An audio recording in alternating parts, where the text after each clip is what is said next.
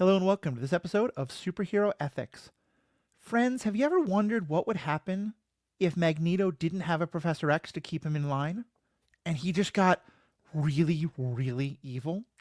That's the kind of question that gets talked about in the new TV show. It's been out for a while, but season 2 of it just came out recently. Gen V. This is Generation V. It's a part of the Boys universe, and I have Ocean Murph here to talk with me about it. Ocean has been was the one of the co-hosts of the Adrian Moment, a great podcast about sports movies on hiatus at the moment, but has also just been a guest on all sorts of podcasts all throughout the True Story family. And I've been a co-panelist with him a number of times talking about various movies. And so when I heard that he was really into The Boys and Generation V, I knew he was who I wanted to get. Ocean, how are you doing today? Hello, Matt. Thank you very much for inviting me to your show. I've been a big fan. Like a lot of the things you're doing, there are times that I actually listen to the show and think, "Hey, this is the show that I should have thought of. I should have thought of." But since you've already thought of it, I then didn't want to just completely try to copy your idea. But no, I'm a big fan of the show and really appreciate the invitation and look forward to being here and talking to you about all things. Not X-Men, although Yeah, The Boys and Gen V there's a lot of X-Men correlation. for sure, for sure. And I know that feeling because when you talked about your podcast being about sports movies and the like, as some people have noticed, the definition we use of superhero has expanded quite a lot, and we've done a few sports movies in the last couple months. So Yeah. I hear you there. Yes, yes. And I do want to say for people who haven't seen this show, we are going to have a lot of spoilers, but this is not going to be a classic review kind of thing. We're going to be talking about some of the questions from it. So we're not going to give like a full plot summary. I don't think you need to know too much, but if you are familiar with the basic idea of The Boys, this is a universe in which superpowered people exist because they've been given something called Compound V at some point in their childhood or even as adults. And superheroes are commercial. It's a very much a business run by this corporation called Vought. Not coincidence that the thing is Compound V and Vought. And in the spin-off show, Generation V, it's about college kids. It's about there being a college called Godalkin University, often referred to as God U. And if that sounds fairly arrogant, well, that's part of the point we're going to discuss. Specifically for college-age kids who are superheroes. And they're going there at a time when the identity of being a superhero is very much in question. And in the overall universe, there's been this sort of push, because one of the things is that superpowered people are pretty much completely without any restraint. And they do a lot of quote unquote good while killing a lot of people along the way and often doing it completely for their own ends. The show's been about how we deal with that. And Generation V is about what does it mean to be a college kid with superpowers in that universe where there's a whole corporate structure around becoming a superhero. There might be some moral questions for you, but there's often not enough. And all of a sudden, the idea of being a superpowered person is this very controversial thing that a lot of people want superpowered people to rule. Other people think those superpowered people should be reined in or controlled in some way. And if any of this sounds like things around modern day politics, it very much is. And there's all sorts of allegories that we're going to talk about. And so before we go into the specifics, Ocean, let me just ask you, kind of what's been your overall experience watching The Boys and now Gen V? Well, The Boys, that show I fell in love with instantly. Yeah. When I saw the first season, I had not yet read the comics, and so what I ended up doing is, I think really between seasons 1 and 2, I bought all the graphic novels, read them all, and it really kind of expanded that universe for me. And kind of seeing where they were trying to go with things with the show. There are parts of that where I think, well, I ruined some things for me because I think about certain things in the show from the context of the comics and wonder, so then I'm like, being my typical X-Men comic book nerd of, hey, they wouldn't do that exactly that way, but the show itself is good. And I think that they've done a really good job of trying to portray what superheroes would be like if they had the ethics of normal people. A lot of times Yeah. superheroes in our myth have these ethics that are so much better than ours, or the ethics that everybody aspires towards, and that they're really trying to help people. Whereas in this universe, the superheroes really aren't trying to help anyone. They're really just, it seems to be fighting crime to sell their movies. Yeah. and they're doing it really as an advertisement for the entertainment arm of their life. And they behave analogous to how you would normally think of, how actors would behave, or people that are being, hero worshipped and are allowed to get away with things that otherwise they would not normally. I think their powers have something to do with that, but I think a lot of it too is the structure of their world, in that they're really just superpowered actors.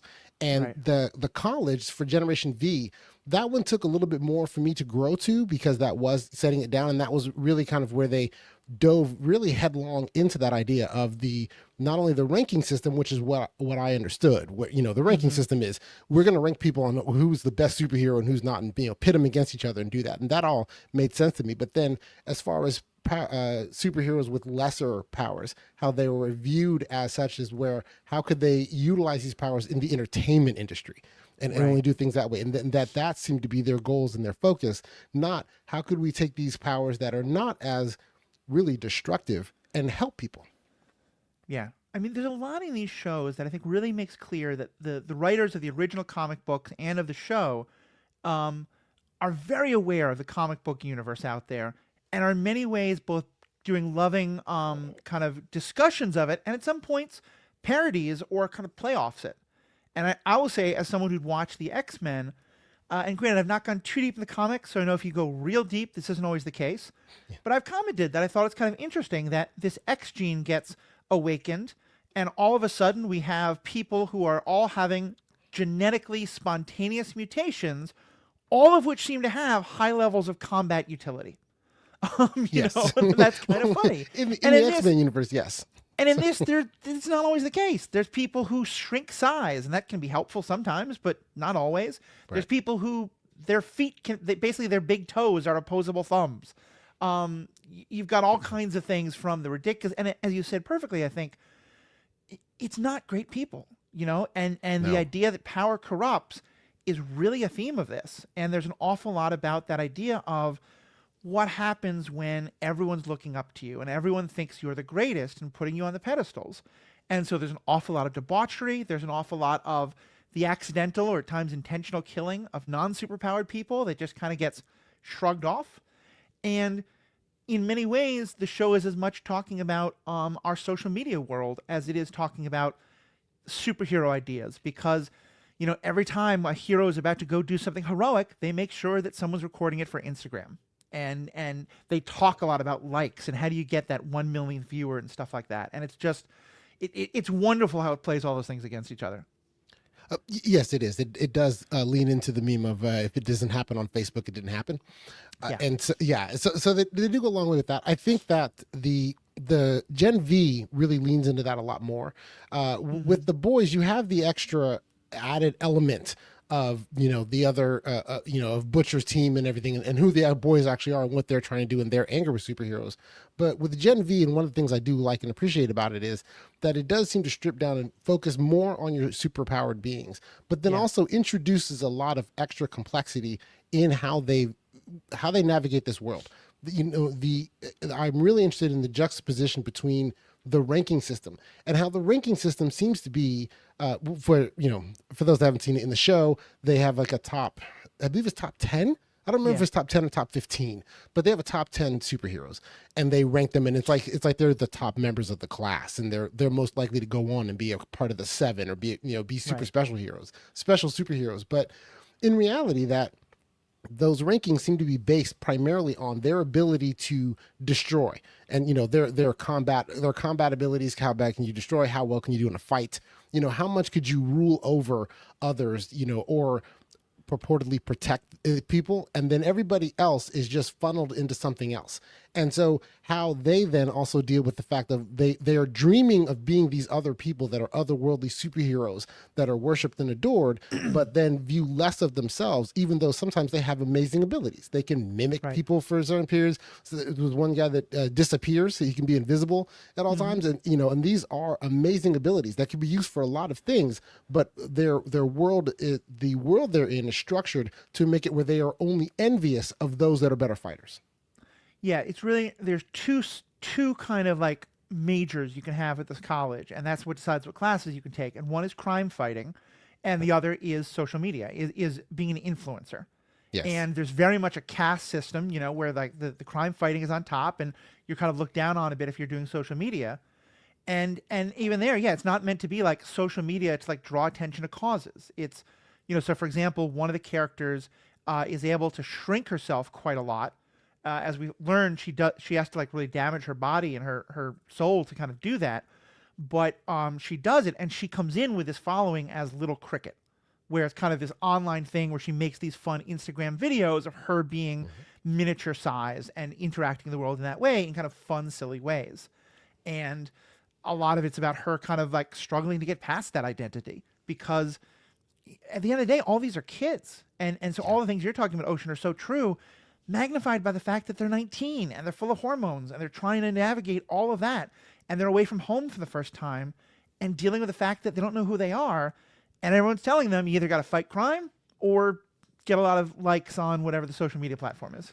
Right. And Little Cricket is also a great example for someone who could have a power that would help you with a cause, because there's the initial part of it where she, you know, effectively has the, you know, it almost feels like body dysmorphia, where to get large, she has to binge eat, and to get small, she has to then, you know, purge, Right. you know, and that how she could take that and say, you know, which is easy to say, hard to do, of course, if you have that to then say, okay, well, I can go public with how I feel or what's going on with me, and then use that as an allegory to help people that, hey, if you're also struggling as well, look at me, I have this really cool ability that goes along with this, but I still have the same emotions and still downside that, or downward feelings about myself that I get from doing these things and these actions. And that could be a way to then help, you know, help someone else that may be going through the same thing as you. Now, Right. granted, 19, that's asking for a lot of maturity out of someone to be able to do that. Yeah. But I think part of it is the structure of this world makes it, unfortunately, where the idea would never have even crossed her mind. You know, that she would only view it as, because I'm lesser and because this power does not suit for these other things, then I not only can't help anybody, I'm just trying to, you know, fit in or be better, you know, whatever, however I'm defining better of myself. And so then it creates where you lose that opportunity of where her abilities could be used to help people to, you know, and help other people get better. But instead, she just, you know, she's going to be the fun person at the party. She drinks way too much, you know, does a lot of things that are, you know, sexually promiscuous with her powers and abilities, you know, and things like that, which are, you know, kind of keeping her to be the fun, funny, quirky girl that can then, you know, hang out with the cool kids. Instead of viewing herself of value and worth, and then trying to figure out, hey, how do I then, you know, not only feel better about myself, but how can I also help others? Right. Yeah, I mean, if you think about it, her power set is pretty similar to Ant-Man's. Not quite Yes. the punching ability, but in terms of all the spying and stuff like that. And later she gets to turn super big and fight like that. Yes. But she starts out very much in this social media place. And in one of the things I think that is such biting commentary on our own world, while also really telling you a lot about their own, one of the stories that gets introduced is that she's befriended by another girl in the class who's also in the social media world, and who realizes that she's you know, making herself vomit in order to make herself small, and who approaches it from the perspective of someone having an eating disorder. And Yes. and the thing is that that's originally portrayed as her really being sympathetic to her, and I think there is a degree of that. But then the next thing she does is goes to her own social media and does this very kind of virtue signally, like, hey, I just want to let you all know that I know about our friend who has this problem, and it's a good time to talk about why this is a big problem. And it's the kind of thing that really kind of makes it seem like whatever level of sincere caring there might or might not be, she's also completely opportunistically taking advantage of her friend's whatever is going on with her, to exploit it for her own social media gains, and then gets incredibly defensive when that's brought up to her. Yes, but I think that storyline as well is very much, I guess you could say, you know, the Law and Order typical cut from the headlines. Yeah. It all feels very Mean Girls. It feels like a very normal thing to do. It was one of the things that I found interesting about that story arc and that storyline was that, as awful and horrible as that is, where you're taking advantage of someone who is feeling down to then, you know, get better likes for yourself, it did feel the most grounded in reality. Yeah. There was several aspects of that where it, you know, you could think of on a lesser level, or really even the same level, to say, that someone would do that exact same thing. Somebody famous has an eating disorder of some kind. I need more likes on my following. And if I have this exclusive story that I've now, that I've gotten, then hey, now you guys will all like me more. And that to me is a thing that is interesting to me for when I watch Gen V, and I don't know if you have the same thing, where part of it, the enjoyment, is the escaping from reality, but then they have stories like this that just really kind of smack you in the face with reality. This is all, the only part of that story that isn't realistic is she wouldn't actually become 6 inches small, or 60 feet tall. But outside of that, everything else about that story felt very realistic. And then I had to then you have to grapple and think about reality, and it's like, well, I'm not trying to think about reality, I just want to see superheroes fight. That's fair. So And I'll say that's the way we may approach this differently, because to me, what I like is the kind of philosophical question of what would our world be like if there were superheroes in it. And so I like that the show is sort of both saying, well, here's ways that our worlds would be completely different. Like, for example, there's no such thing as the Olympics for normal people anymore, because now you have people who can race, incredible speeds. And so they do racing. right. But also says, like, I like when it says, and here's the ways that our own world would translate into this. But I totally get that it's not, it is much more the realism part of it. Yes, very much so. So let me switch to the more superhero side. I started with this allusion to Magneto. And what I mean by that is that by the time we get to the second season of Generation V, and this is after there have been 4 seasons of The Boys, I believe 4 seasons of The Boys, and then the last season of The Boys is coming soon, and that's going to wrap up this whole storyline. Coming in May. But yeah, I'm excited for that. Wait. And in that world, the sort of superheroes have figured out that, everything was being run by these non-powered individuals for money. That, as the former head of the company once said, they're not a superhero company, they're an entertainment company, and now a pharmaceutical company.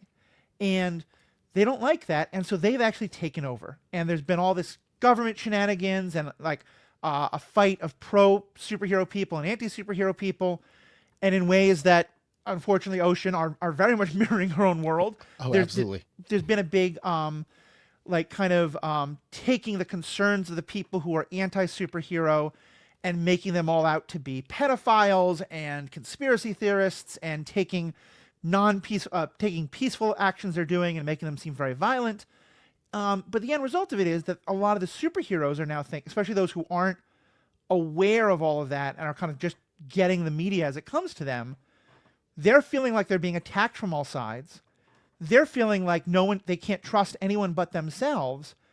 And a lot of them are starting to wonder, wait, aren't we just better than everyone? Shouldn't we just have kind of superhero supremacy, or at least superhero separation, and super-powered people getting to rule ourselves? As you're watching this, did you get kind of echoes of Magneto the way I did? Oh, absolutely. I honestly was waiting for a Homelander to say that they were Homo superior, because that was his Magneto's whole thing, was that it was. I think that they straddled the line very well about how it does feel, for better or for worse, very current times about right left.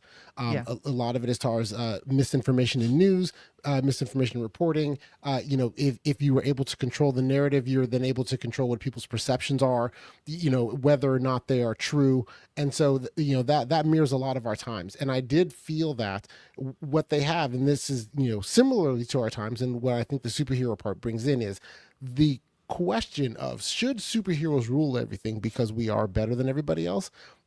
While I don't think the answer is yes, I still think it is a legitimate question to ask.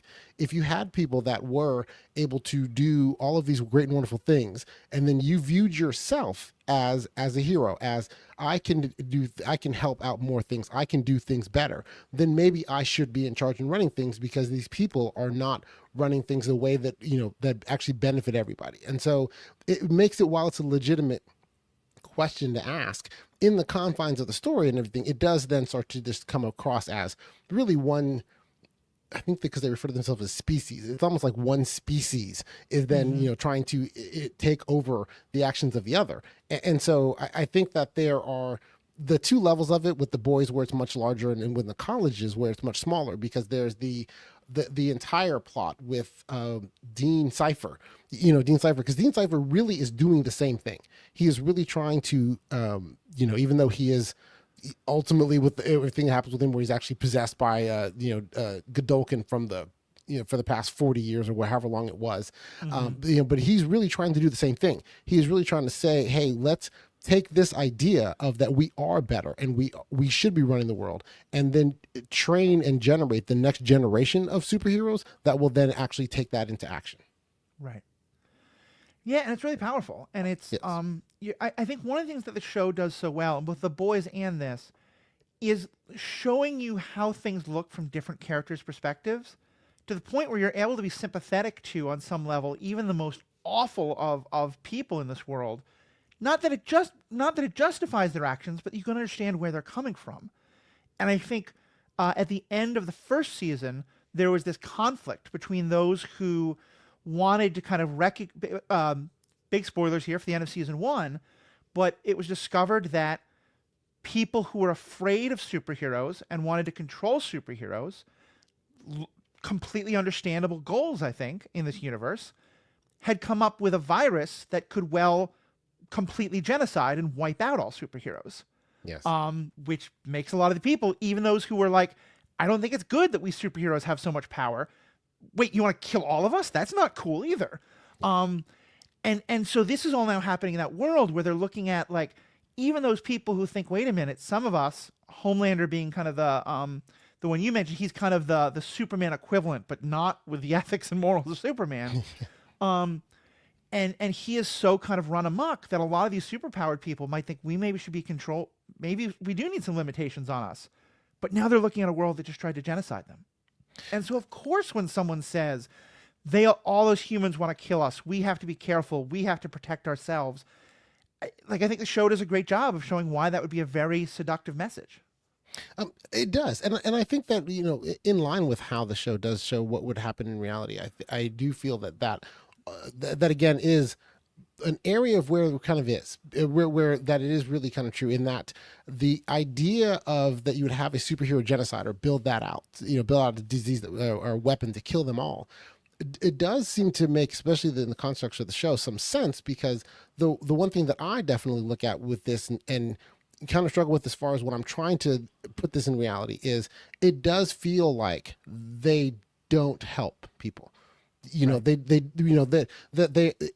paints a broad brush, as in they have some power, so they're super selfish and self-absorbed and only care about themselves and don't actually do anything that benefits you. However, they can kill you. The kind of like in the opening episode, he's A-Train just running really fast, and he runs right through and I wish I do not remember the girlfriend's name, but runs right through his girlfriend, and then and then just is like, oh, I'm sorry, I'm running late, and then takes off.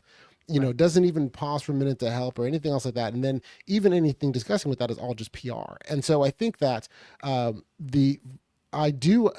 I found for myself with that as well is that not only are you identifying with people that have bad morals, or bad ethics or even bad ideas, I did find that like it was the one time where I was like, hey, okay, getting to the point of where I want to commit a superhero genocide actually does make some sense. If I think that they only are harming us, they're only hurting people, they're only killing people, they're not doing anything else other than causing damage at multiple levels in society, and so it just seemed to be a natural response to it. But then I question sometimes with that of how much of that is because if you're in that world that's what you think, because that is kind of the world more of the boys, whereas in the Gen V world you would never think of a genocide.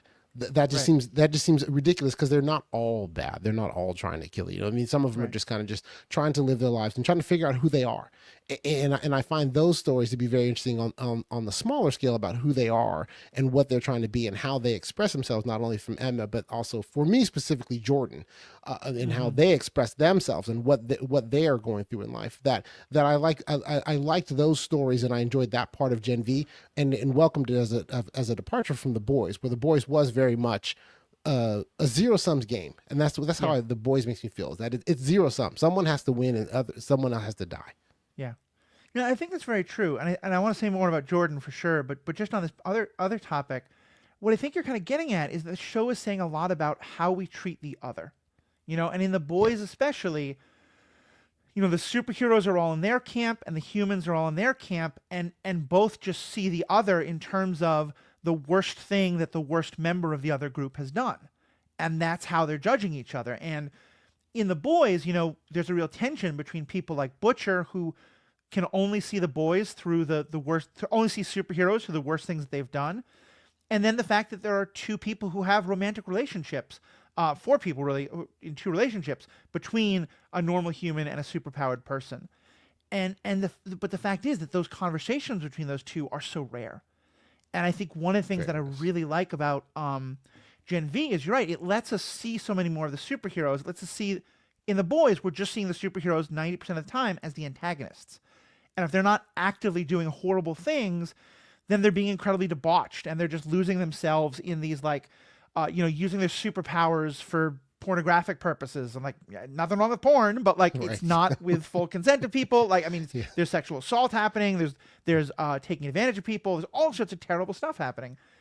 And in Generation V, we get to see, like, these are real people. We get to see that wider range that helps you, as you said, move beyond that, like, okay, we can only see you as this threat that therefore needs to be genocided.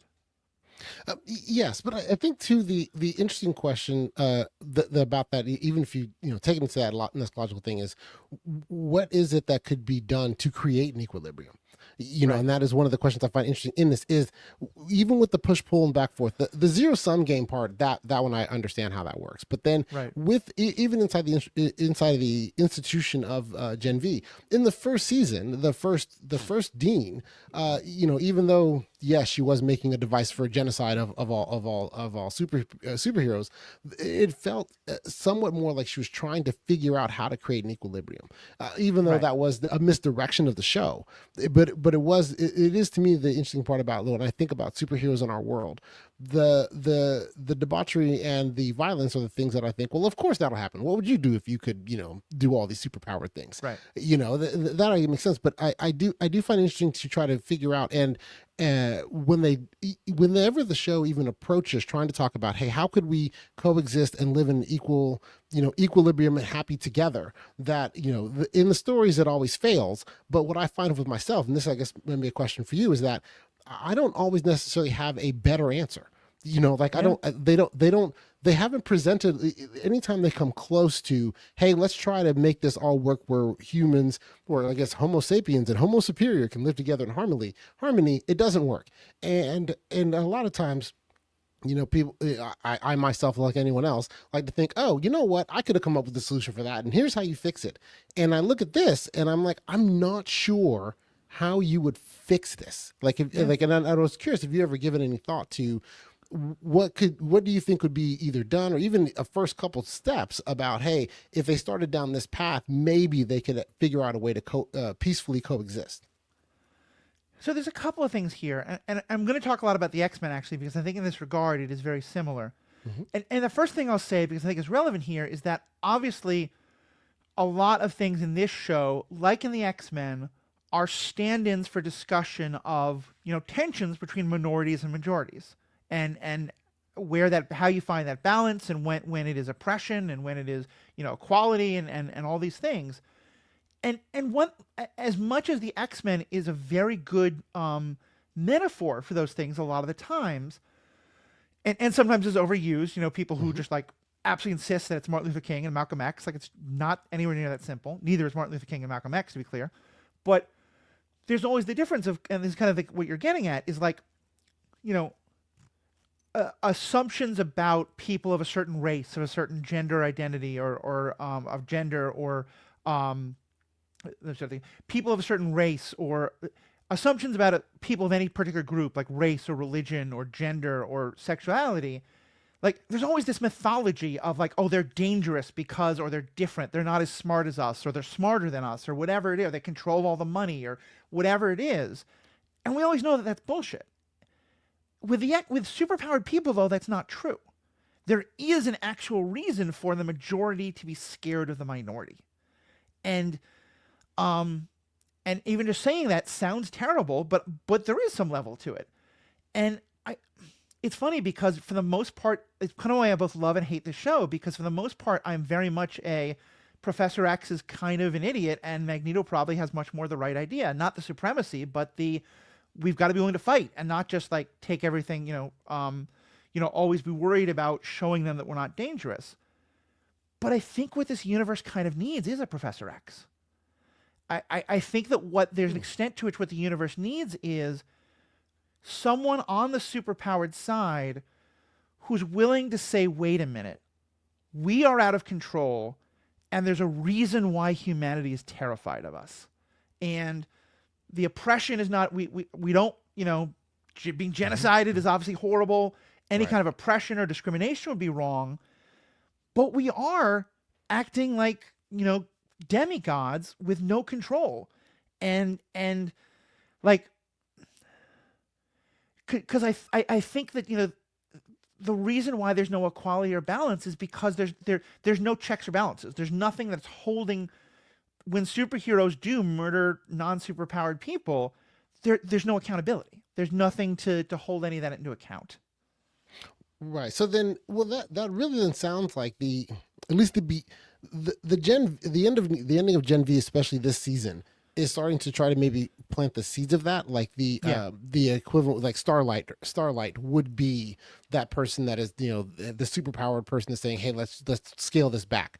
Starlight, Right. and to a lesser degree, A-Train as well. Hey, let's scale this back and try to figure out and how to coexist with them. And so, I guess I can see that in the struggle of that, and that how that counterbalance weight would definitely help out. But again, it would be, I think a lot of times too, it would be obviously a long process, because it'd have the same problem of X-Men, where when the two sides, two coalitions of this then have any conflict, the outright devastation that will be in their wake will be very large and massive, and therefore create the impression among all normal people that, hey, they are something to be feared and we should try to eliminate them. Right. So yeah, but I do see, I think that they're starting to go down that path with that. And I think I could see how that would be somewhat helpful, but then there is still the fact of like, like little throwaways, like how can you keep a bank secure if you have someone that can, walk through walls or do things like how do you establish any type of normalcy to society when you have beings that can do things this much more powerful than the average person? So one of my best friends is Paul. He's been on the show a lot. He was the original co-host, and he's a professional poker player. And he loves the kind of questions we talk about. And we've had some interesting discussions about, let's imagine a world where people could read minds.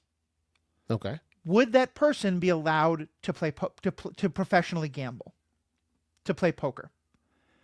And on the one hand, the idea of discriminating against people based on who they are, it just for very obvious reasons strikes all of us as wrong, and that you shouldn't assume someone is going to misuse a power that they could misuse. On the other hand, if someone the whole point of poker is that no one else knows what my cards are. And if you have the potential to read my mind and know what my cards are, or just to see out of some weird way, whatever it is that not a huge possibility for cheating? And I don't really know. And I think, to me, that's part of what I find so fascinating about this is I feel like shows like this hold up that mirror and say, hey, the rules of our society are built around the idea that everyone is basically within the same range of power. Steve Phelps can swim in a way that no other human being can. And there are people who are born with, disabilities or whatever, who are not going to be anywhere close to that. But that's the range. You're not going... No one can swim the entire ocean, probably. But here, of course, the range of possibility is so much wider that, maybe we have to, I think it's such an interesting question, because we have to rethink that. We have to think, like, how do you build a jail for someone when 99% of cops can't do anything to a superpowered person? Right. How do you build a jail for someone who, and I'm normally pretty anti-prison system, to be quite clear, but that's what we're looking at. Yeah. How do you build a jail for someone who can turn to a tiny size and sneak out? Yeah. Go ahead. Yeah, no, I like the question about the person that could read minds playing poker, and I would, at least for me, and then I guess I'll throw my 2 cents in on this, and you can let me know where the argument is good or falls apart. Is that fundamentally different than if you took steroids? In that you have, we do things where it's like, okay, like if you take football or baseball, football, baseball, or basketball, any of those, and say, okay, well, we make it where you cannot take steroids. And so, because taking steroids is going to give you this extra advantage. And so and we've decided that is cheating. And so would the ability to read minds in a game like poker count as a similar vein? Be like, hey, you've basically taken a steroid, even though it is who you are. You know, you Right. were born with this steroid that makes it where you are far way beyond better than what is there. And so while I think ethically that question is, you know, then I'm saying, am I judging you by who you are? I think that if I were to then take that, it reminds me of this question. So I did all Right. that preamble to get to this question. It reminds me of a question of, so golf. So golf, of course, is a game where angles and vision and the ability to see and what you can do with that and everything is very paramount to the game.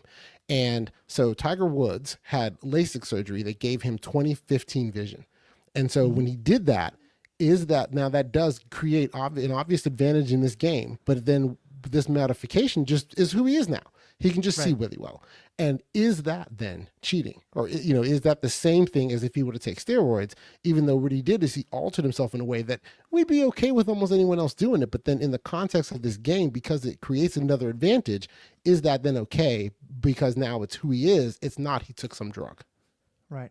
No, I think it's a great question, and that's part of why I brought up the Michael Phelps example earlier, because and I'm not an evolutionary biologist. I don't know all the details here, but my understanding is, like, both in terms of his arm length, but even more so, there's some sort of, like, what would in some regards be seen as a defect, but definitely a difference in you know, because genetic mutations are actually happening in our species all the time. They're Right, just right. often so tiny and imperceptible that we don't really notice.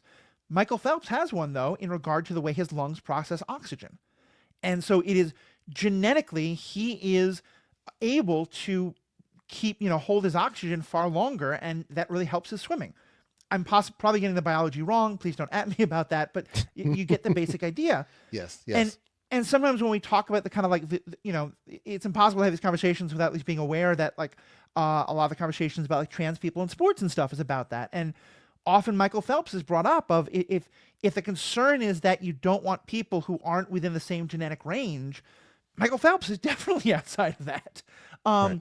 And the same way, I think you're right. The thing with Tiger Woods and LASIK becomes interesting. Of course, though, everyone else could take LASIK if they have LASIK if they wanted to. Correct. And Right. could Everyone afford can it. do that. Yeah. And of course, that's the steroids idea. And of course, and then the problem being, like, LASIK, as far as I know, doesn't have any real negative side effects, although it's certainly very expensive. Steroids absolutely does. But even there, I think, for me, I think a lot of the question has to come down to agency, because Tiger Woods is still getting to choose to have that surgery. And so you can say, like, a person's choice, you can judge a person on their choices. And so, like, if I went to have a surgery that made me a mind reader, I think then someone could be like, no, absolutely not. You intentionally gave yourself an ability to cheat at this game. We're not going to let you cheat. But for you, is there difference between someone who chooses to have the power and takes an affirmative action to do that versus someone who is just born with it? You know, I don't. Okay, so I guess controversial is somewhere for me. No, I would view them That's fair. both. I view them both as, you know, in a sense, you could be cheating in either scenario. Now, the cheating, though, I think that is really then I have to back up and say, well, how am I defining that? So I think that really in all things of variation and deviation, especially in any type of athletic endeavor or really just in society as a whole, we've determined things as far as ranges and what the line is. So so a great example, Michael Phelps is a great example, not only with his lungs, but I think there's even stuff with his, like, the way his limbs are and everything. Like he's built Yeah, I for mean, swimming. his arm length is just Yeah, very right. outside of the norm of humanity. Correct. And so then, but even with that variation, it's still within the range of what we all consider acceptable. Whereas, let's say he had the ability to stretch, or let's say his arms were actually, like, I don't know, let's say 10 feet long arms gave you an Right. advantage of that, and he just happened to be born that way. Would we still then allow him to then participate in this? I don't know. Like, I don't know where the line is or where the range is, but I think that people have different things of what they're saying with that. But I view cheating, analogous to, and I think the better way to really couch it or to give a better allegory is like gun control, where with gun control, then you have, people have different places of where is the line of the range of where we think it is okay for you to own a gun.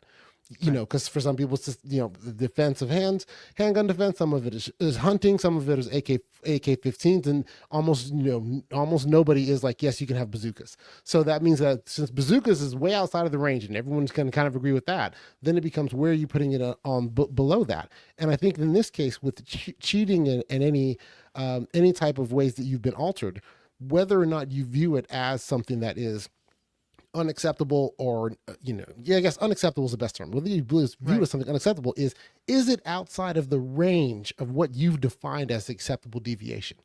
And so these, taking it back to the superpowered beings, it's like, well, your powers and abilities, if so if you can read minds, yes, I probably wouldn't like you playing poker, but I wouldn't necessarily think that you are a danger to me.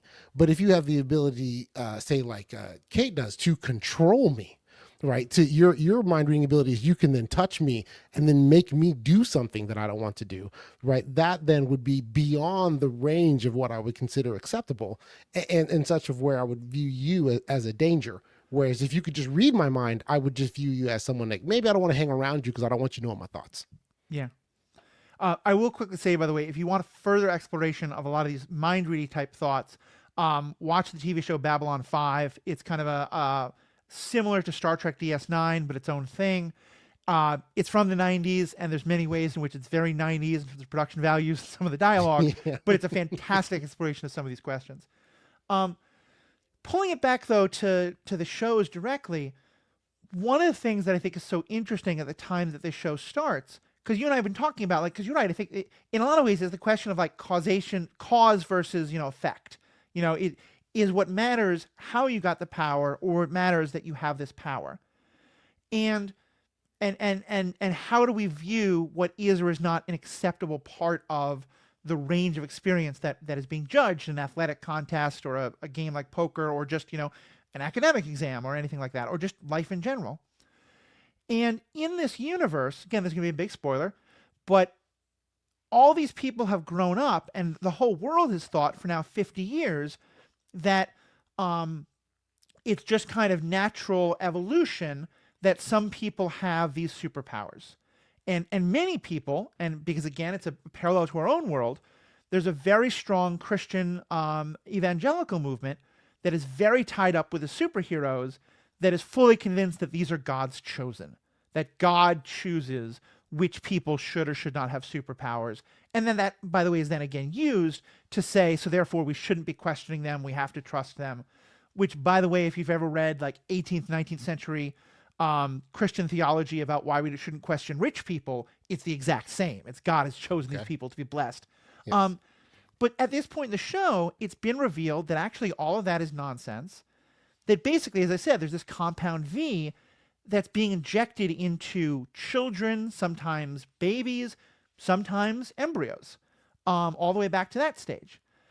How do you think that would, first just looking from the super powered people themselves, how do you think that would change your sense of identity to go from, being told that you've been chosen by God, or just that you're a luck of nature that you have these powers, to now find out that basically someone gave you steroids when you were too young to understand it?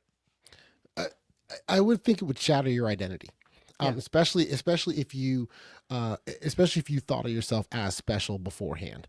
Now, there's a part of that, though. I think that there's two sides of that. It depends upon how you viewed it before. If you viewed it as, hey, this was God chose me to be special to have these powers, then I think it would help. It would shatter your identity.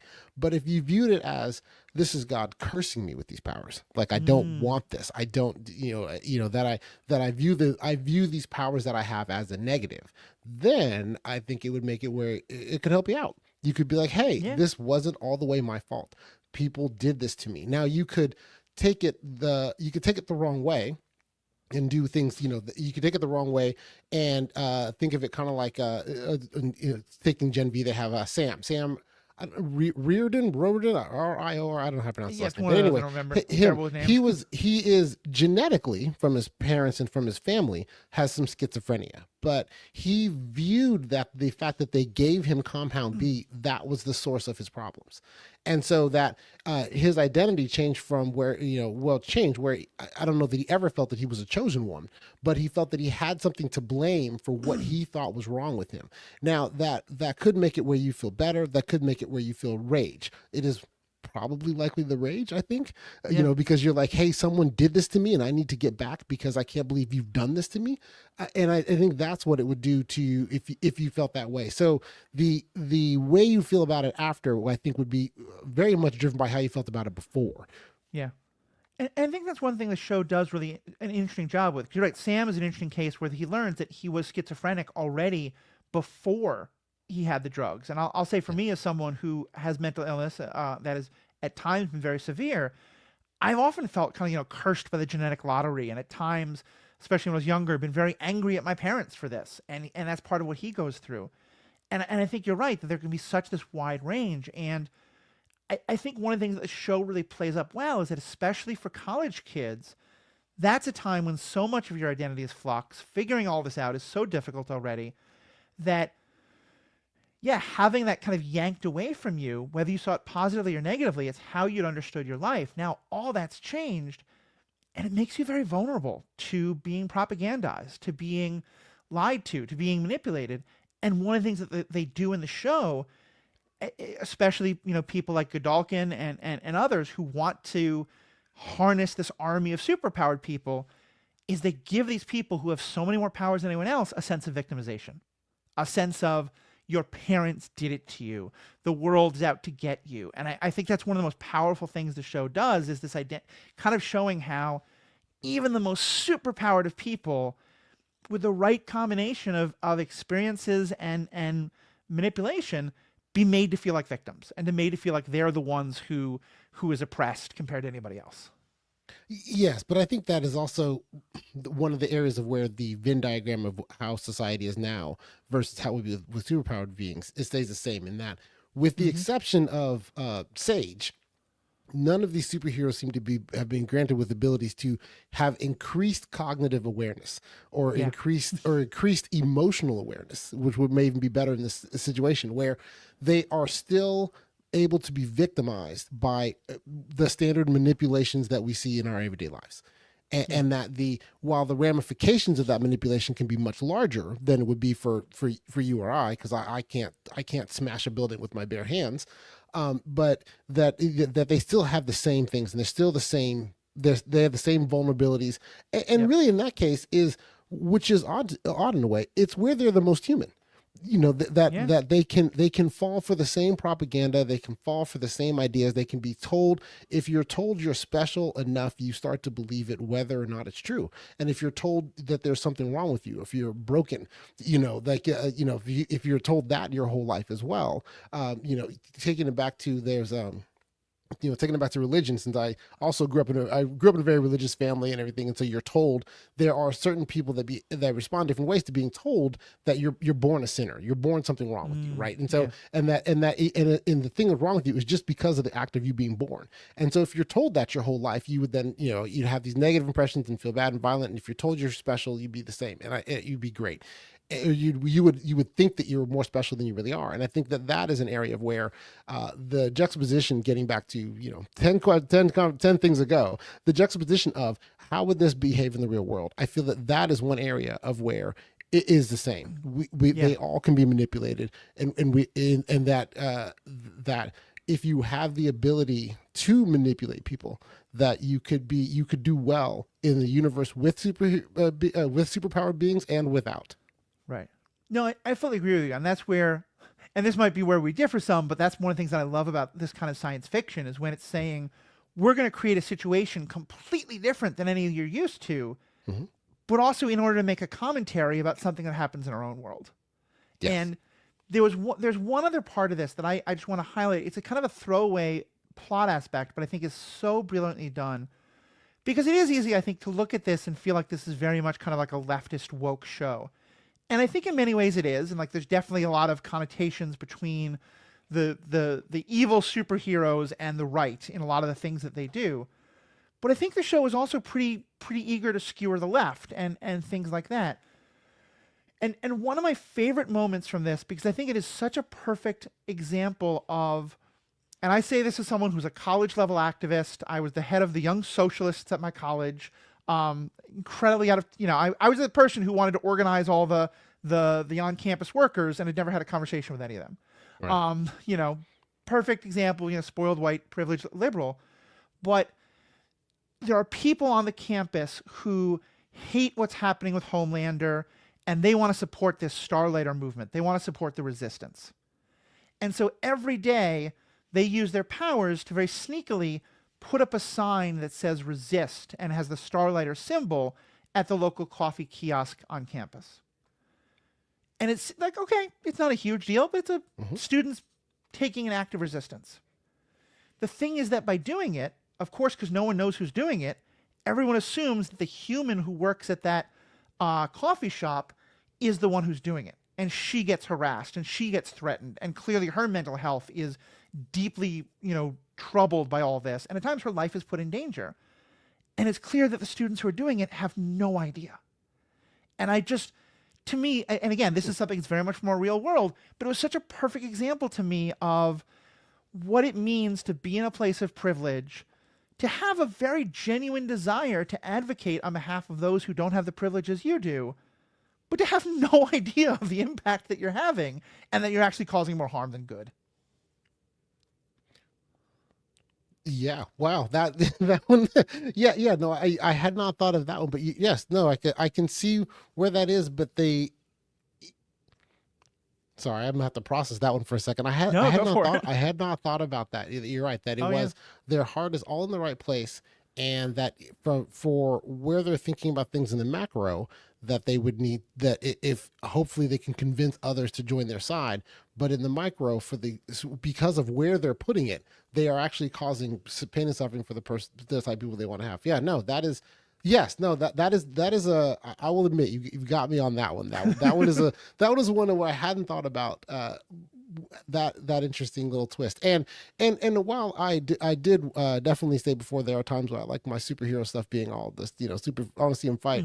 I want to make sure I was, but I do very much like when they have these different ethical issues, and so for sure. And that. While I don't have a good response to that one, the one that I do find interesting that I want to pivot to that says the same thing, it was the character of Jordan that I mentioned earlier. And that because it definitely does tie into whether or not is it a woke show, and are they doing things, because it is, clearly that is the statement on, transgender and the ability to flip back and forth in gender, because there are powers. Because just for those who haven't seen, so Jordan is quite literally by gender in that they have a presentation that is fully female and a presentation that is fully male.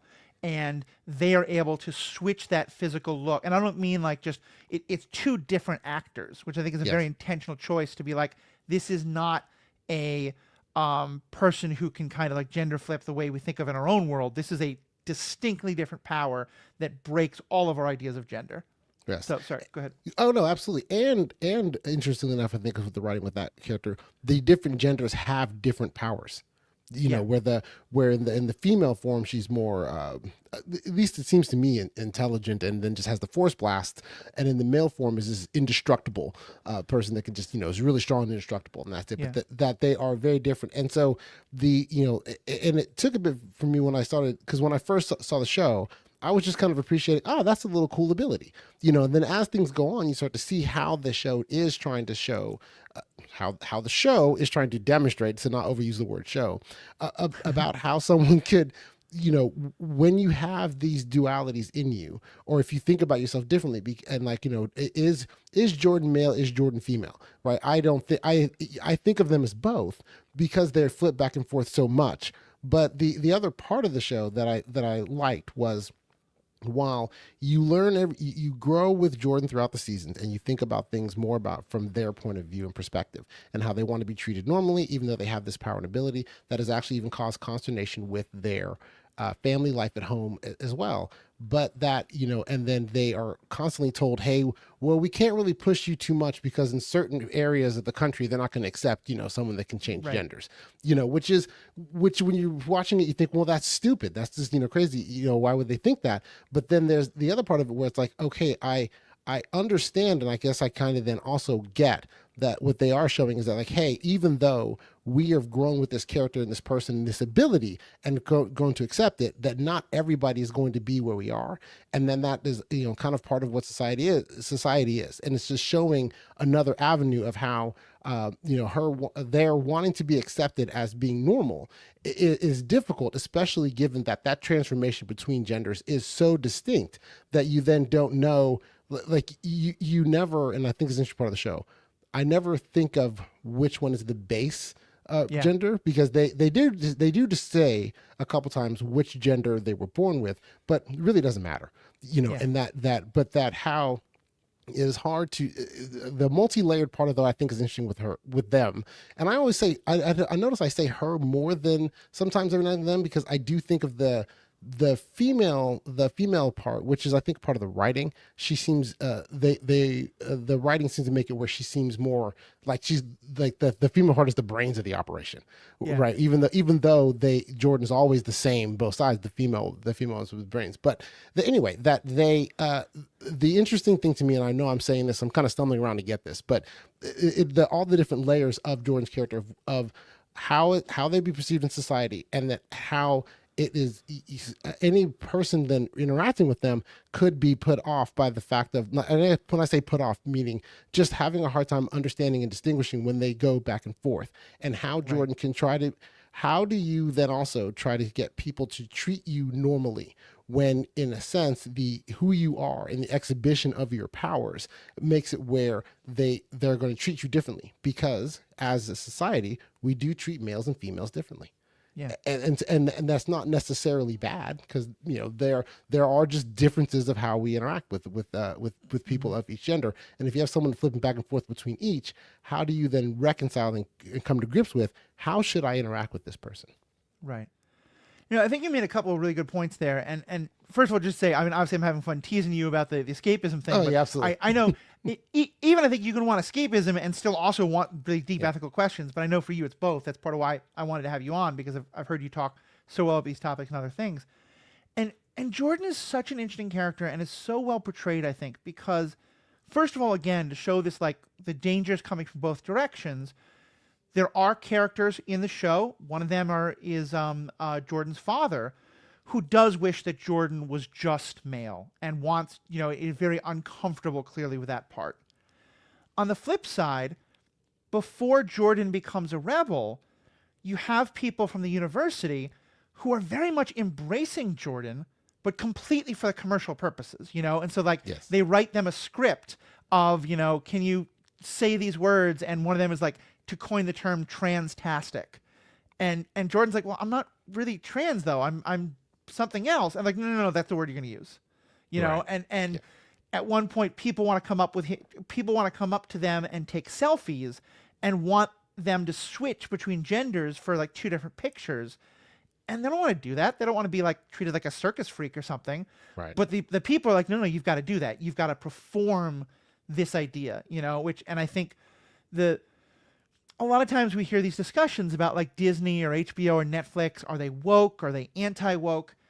I think they're just capitalist. They're, and when it is, they think they're going to make the most money by having pride collections, they're going to do that. And when they think they're going to make the most money by pulling it, they're going to do that. And like you said, sometimes they're going to make a movie that is going to be very well marketed to Eastern coastal folks and not marketed at all to the South and whatever it is, or to the big cities and not the little areas, whatever it is.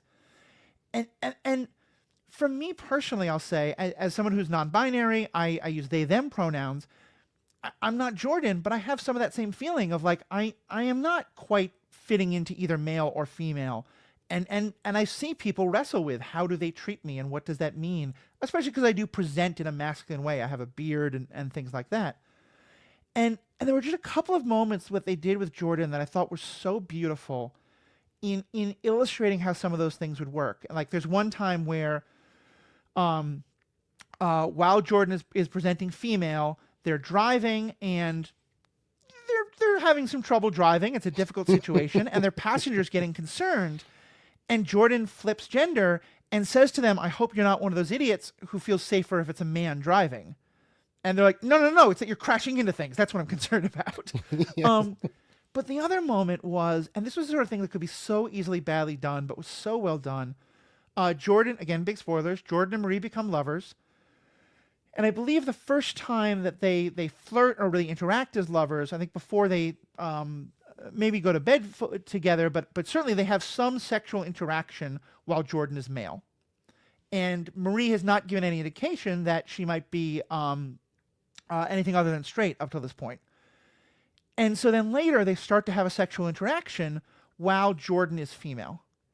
And she kind Right. of does a check. I say she in that moment, but they kind of do this check-in of, is this okay?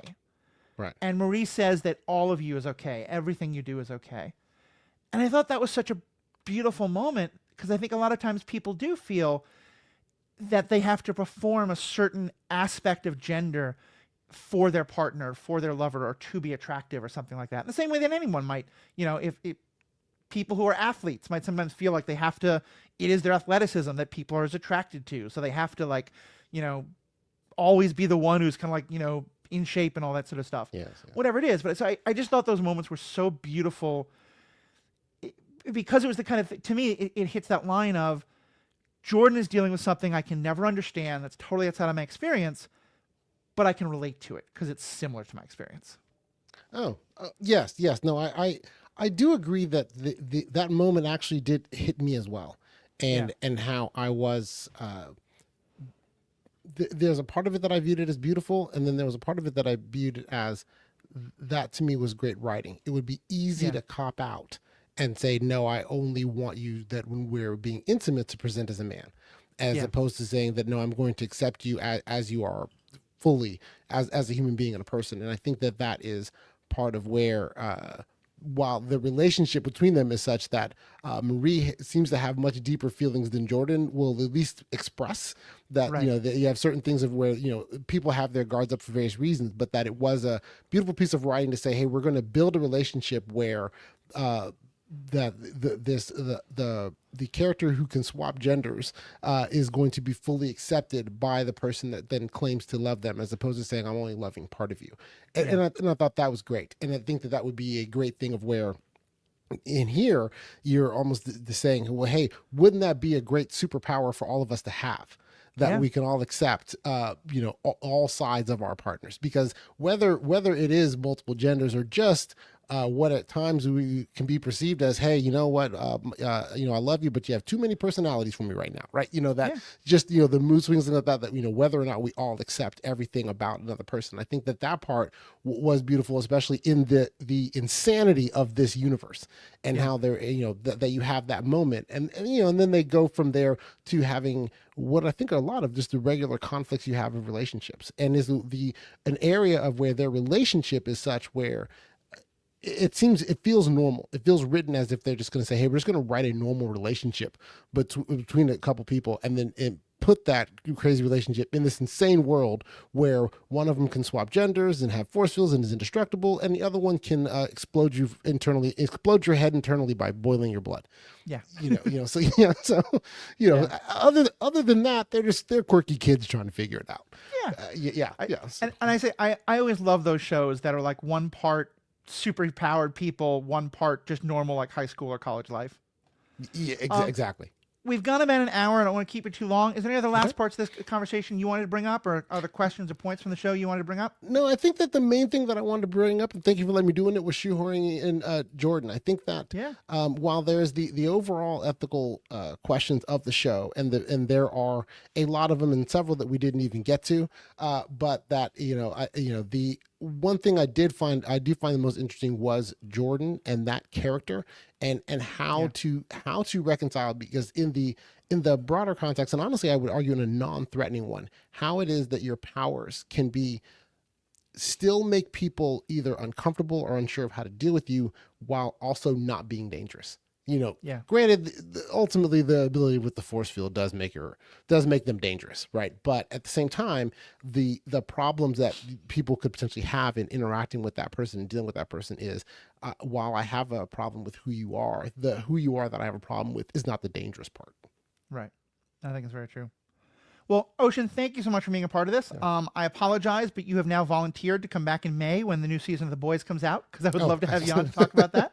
To our absolutely. listeners, let us know what you think. We'd love to hear your comments, your thoughts, your questions. Send them in. We'll definitely talk about them on an upcoming episode. On behalf of myself and Ocean and all of you out there, thank you all so much for listening. May the force be with you.